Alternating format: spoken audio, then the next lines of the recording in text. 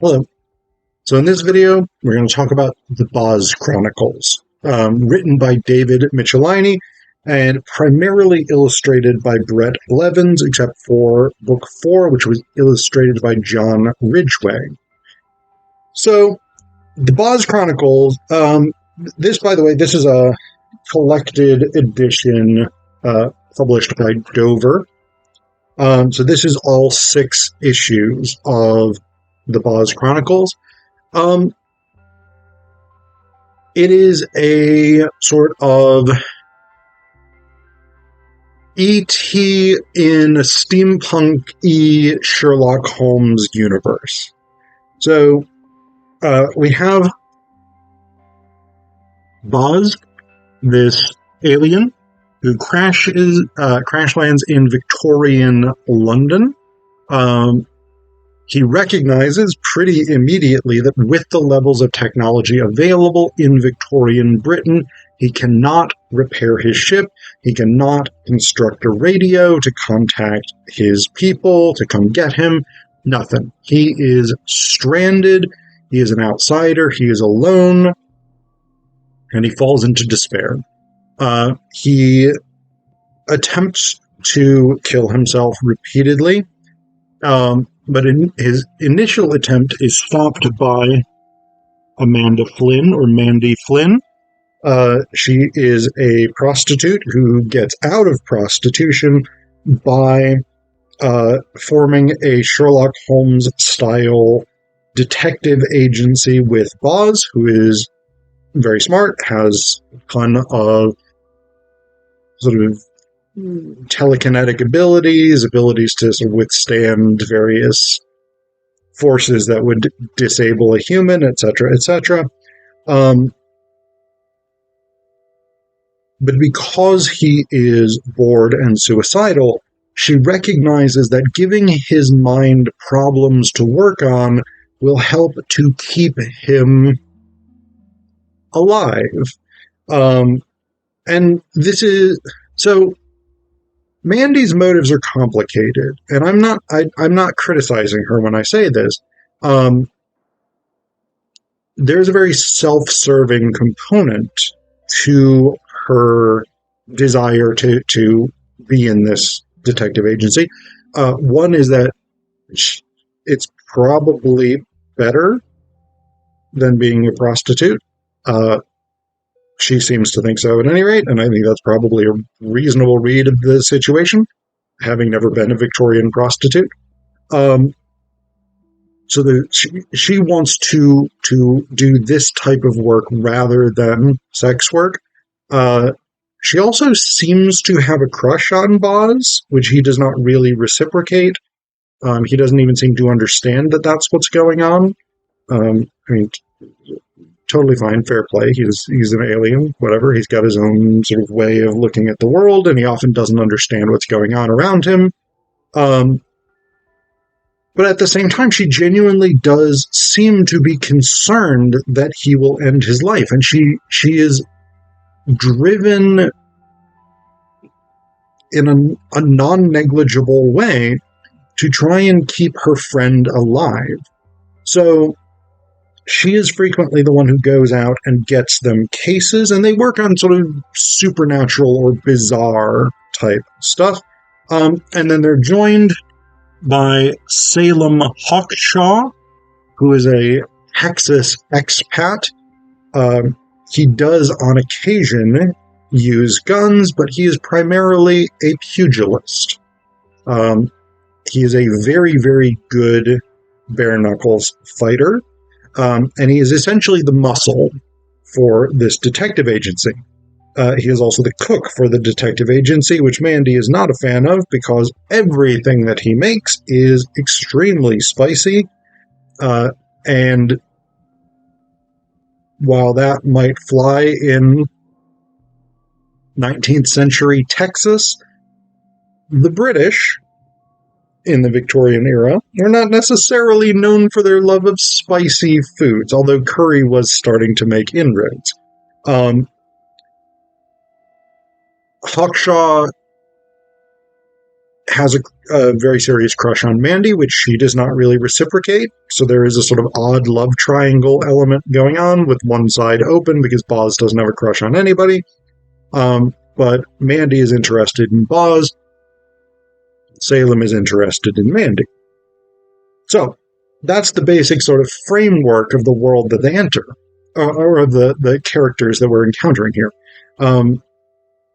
The world that they enter is Victorian Britain, mostly London, but not exclusively. And again, they are investigating these paranormal, supernatural, or sci-fi style crimes, right? So, for instance, in book one, there is a group of politicians who have gotten a mad scientist to concoct a machine that will essentially give them immortality.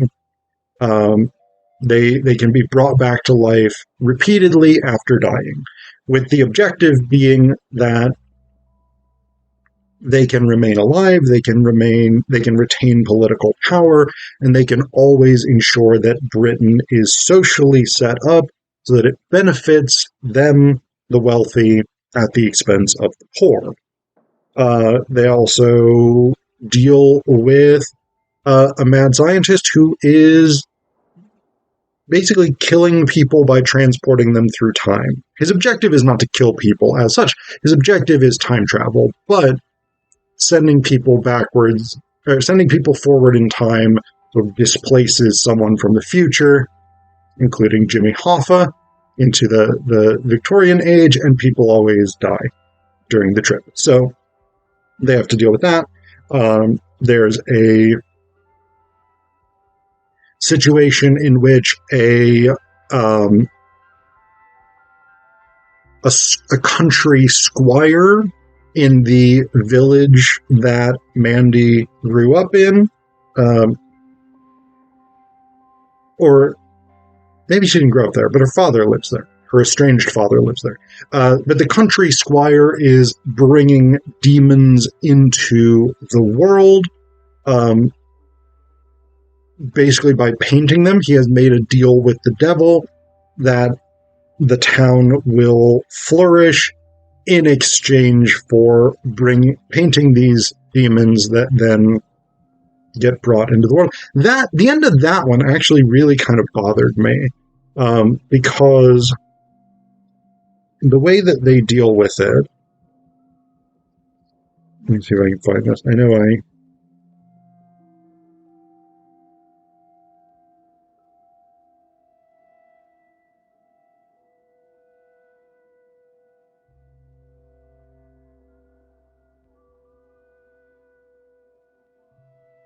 I thought I marked it, or I thought I folded the page down. Maybe I didn't.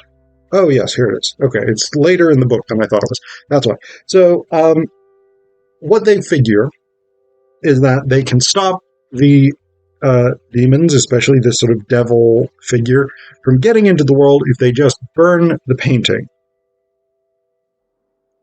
However, in order to try and sort of appease Satan, Mandy's estranged father throws the painting into this frozen lake so that it's now soaked. They can't light it on fire, and so they solve that problem by throwing the painting into the towering inferno of hellfire that the devil is bringing with him.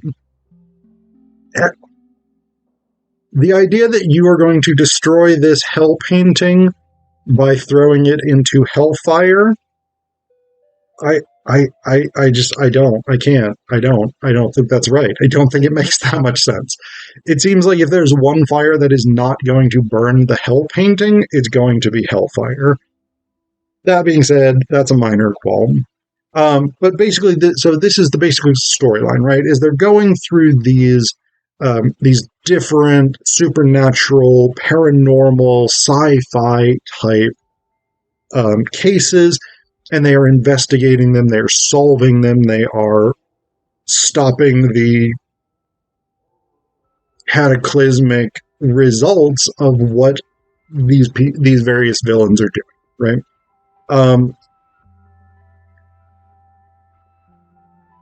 I'm also not a big fan of the final two books. I don't hate them because I think in a way they're doing a similar thing to what Alan Moore's original League of Extraordinary Gentlemen graphic novel is doing, where they're playing on Victorian racist tropes, but Moore is clearly doing that in the context of here's a wide range of Victorian literary references and figures. The Bozz Chronicles, it's not as clear that you have that structure. There's clearly a Sherlock Holmes element to this. There is clearly an E.T. type element to this. But in the fifth book, you have an African king who comes to London in full traditional South African regalia. I do like that he's this, like, I think Oxford educated guy who has this very sophisticated taste in cigars and things like this. And he basically comes because white people have stolen a sacred relic from his kingdom, and he wants it found and returned. But then in the sixth book, Bozz and the gang go to South Africa because Bozz recognizes this sacred artifact as a piece of one of his people's ships. And so he figures, if they have this piece, maybe they've got more. Maybe I can find some of my people. Maybe I can hitch a ride home, whatever it is. And so you have this very much like, I don't know, H. Rider Haggard style African adventure. Not necessarily always with super unproblematic depictions of African people. You also have some Germans who are there just, causing mischief, being mercenary, scumbag, safari, big game hunter bullshit people. So they're around, So it's problematic in this sense. Like, it's not more racist than Victorian literature. Definitely not. It is in the sort of similar vein to Victorian depictions of Africa, but it also comes from, I think, the 1980s. 1985, the first book in the Bozz Chronicles is published. So by the 80s, people should have known better. I think that's a fair thing to say.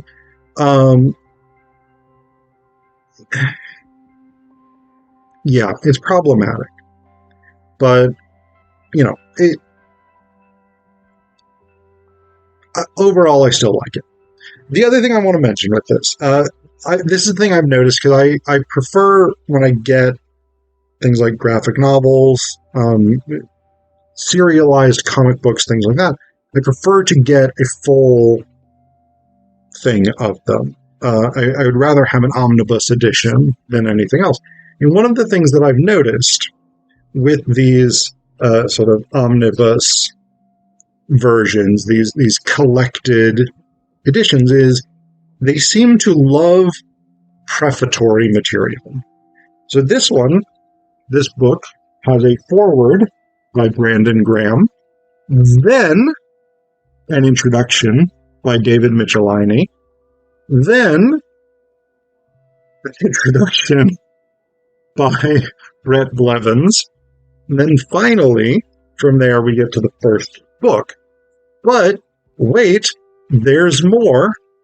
At the end, you have, and this is a fairly standard one as well, bonus artwork and cover gallery. So you've got sort of additional original sketches and shit like that. You've got like alternate versions of covers, either ones that existed originally and were published or were alternate conceptions. And then you've got an afterword. It's just so, I find this fascinating, because like with a reprinted novel or something like that, Dover reprints novels all the time. You don't typically have 3 things introducing it, right? You don't typically have a foreword, 2 introductions, or preface, introduction, whatever. You don't typically do that. But with these series of graphic novels or comic books or whatever, they get reprinted in omnibus editions. They seem to really be into that. And I say that with fairly limited experience of this. I haven't read a massive number of them, but from the ones that I've read, it seems to be a very common thing, and I don't really understand it.